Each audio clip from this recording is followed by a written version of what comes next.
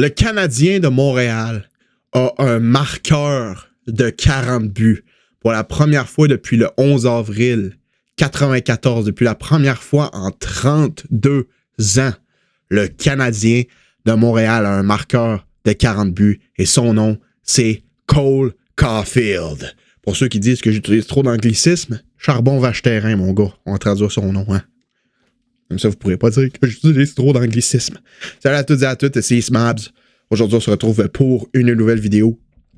Aujourd'hui, on est là tout simplement pour parler du match entre le Canadien et les Bruins, faire un review, un épisode d'après-match, parler de mon analyse de ce match-là, revenir sur ce qui s'est passé. Gros match du Canadien qui repart avec les 2 points. C'est un match de 4 points ça, contre les Bruins. Le classement dans l'Est, notamment dans l'Atlantique, qui est très très serré avec la victoire de Columbus ce soir. Le match à venir contre les Red Wings. Le Canadien se devait de remporter ce match de hockey. Et même si ça n'a pas été facile tout au long, puis que ça s'est joué en prolongation, le Canadien a réussi par l'entremise de Cole Caulfield qui donne la victoire à son équipe, donne les 2 points à son équipe et marque son 40e but de la saison. Avant de rentrer dans les détails de mon analyse de ce match, je vous invite à vous abonner si ce n'est pas déjà fait. On est en route pour les 3000 abonnés. Donc, si tu n'es pas déjà abonné, abonne-toi. 80% des gens qui regardent les vidéos ne sont pas abonnés. Donc, toi, si tu pouvais prendre 2 secondes pour t'abonner, ça l'aide à faire grandir la communauté. Ça l'aide à avoir de plus grandes conversations entre fans du CH. Puis, ça me ferait super plaisir aussi. Hein. Moi, en échange, je te donne des vidéos qualitatives comme ça sur le Canadien après tous les matchs et presque à tous les jours, à chaque fois qu'il se passe de quoi, bang, bang, bang, bang. Donc, si tu veux être au courant de toute l'actualité de ton équipe préférée, abonne-toi et laisse un like si on peut avoir 100 likes sur cette vidéo-là. Ça serait absolument magnifique. Donc, le Canadien qui l'emporte 3 d'or de prolongation, comme je l'ai dit. Ça a été un match un peu spécial.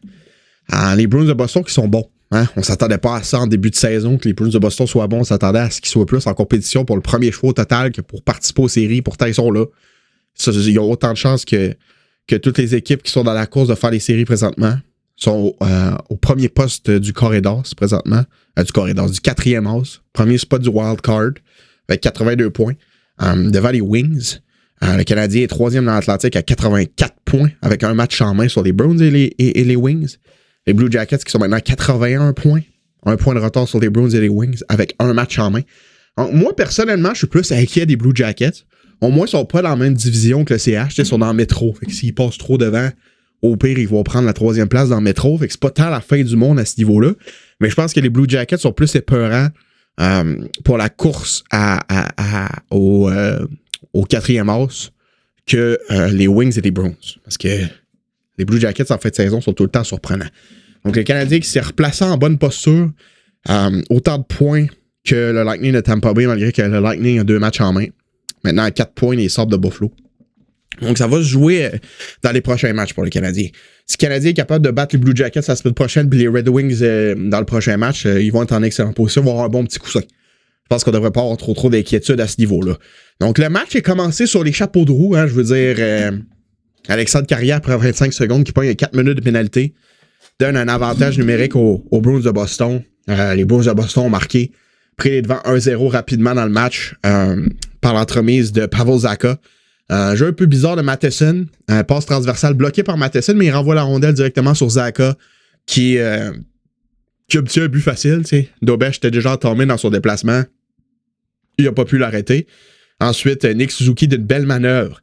Assisté de Slav et Cole Caulfield. Beau jeu de ce trio-là. Ce trio-là était le meilleur trio du Canadien ce soir avec le trio de Evans. Sérieusement, incroyable. Depuis qu'on a remis Slavkovski sur ce trio-là, ça va énormément bien. On aime ça voir ça. C'est important d'avoir un bon premier trio dans une équipe de hockey. Nick Suzuki, clutch encore une fois. Capitaine marque tout le temps dans les moments importants. Son 24e de la saison. Incroyable. Nick Suzuki. Ensuite, Pavel Zacha qui remarque en 2e période pour redonner les devants aux Bruins. Pavel Zacha, excellent match. 2 buts ce soir, a failli compléter son tour du chapeau sur un échappé en prolongation. Gros arrêt de Jacob Dobech qui a connu un match sensationnel. Encore une fois, Dobech capable de garder son équipe dans le match, efficace dans les matchs importants, capable de garder son équipe dans le match dans les gros moments. T'sais. Des fois, il fait des erreurs ici et là dans son déplacement, il laisse des mauvais buts, mais quand c'est le moment de faire l'arrêt clé qui peut changer le match, toujours là pour le faire. Une autre victoire pour lui cette saison. Ensuite, Josh Anderson qui crée l'égalité d'une belle déviation sur un tir de Lane Hudson. Lane Hudson qui a presque tout fait sur ce jeu-là. Il s'est promené dans la zone offensive, trouvé un angle de tir, envoyé la rondelle au filet. Josh Anderson a dévié la rondelle.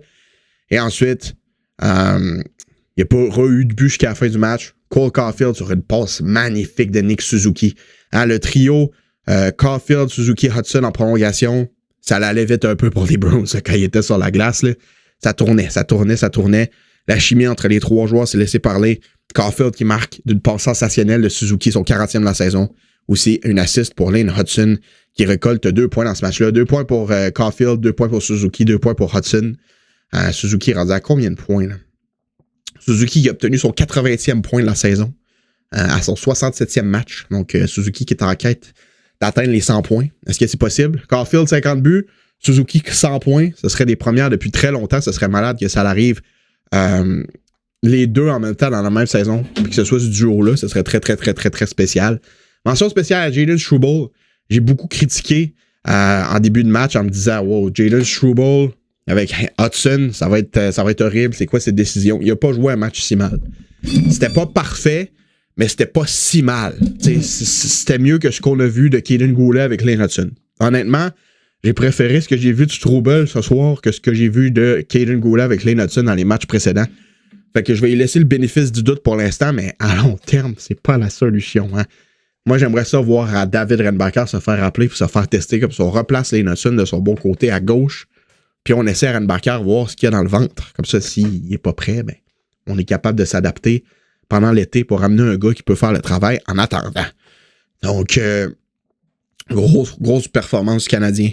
Comme j'ai dit, première fois depuis 32 ans que le Canadien a un marqueur de 40 buts. Pacioretty avait fait une coupe de 39, une coupe de 38, mais c'était jamais rendu à 40. Il y avait beaucoup de filets déserts aussi. Un petit peu moins électrisant que Cole Caulfield.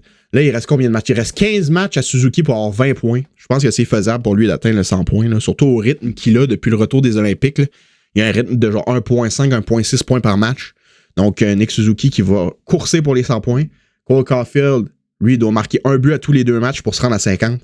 Pour vrai, je pense que c'est réalisable pour ces deux joueurs-là. Puis ça va être très, très intéressant de suivre ça d'ici la fin de la saison. Le prochain match contre les Red Wings, ça va être important de le gagner aussi. Si le Canadien peut remporter ces 2 matchs-là, puis le match de la semaine prochaine contre les Blue Jackets, ils vont être en excellente posture. Donc, pour vrai, difficile encore défensivement à certains moments. Là, je veux dire, le man-to-man, ça se voit que c'est pas encore ça. Est-ce que ça peut le devenir? Je sais pas, j'en doute. Mais oui, Matheson, des revirements, Dobson, des revirements, ça va continuer d'être comme ça. C'est comme ça depuis le début de la saison. C'est pas du jour au lendemain que ça va se régler. T'sais. C'est pas du jour au lendemain que ça va se régler. Mais le Canadien est en bonne posture. Le Canadien marque des buts. Le Canadien a des bons éléments offensifs. S'ils continuent de marquer des buts, ils vont être capables de se trouver une place en série. Je suis pas vraiment inquiet. Ça fait une couple de jours que je vous le dis. Vous étiez tout un peu en mode panique. Je suis confiant. Le Canadien va gagner beaucoup de matchs. Les équipes derrière eux vont en perdre aussi. Là, le prochain focus, c'est contre les Red Wings. Si le Canadien est capable de gagner ce match-là en temps réglementaire, soit on a donné un point aux Bruins, c'est pas catastrophique. Au moins, on est allé chercher le 2 points. C'est ça l'important. Ce qui aurait été catastrophique, c'est de perdre puis de pas aller chercher de points.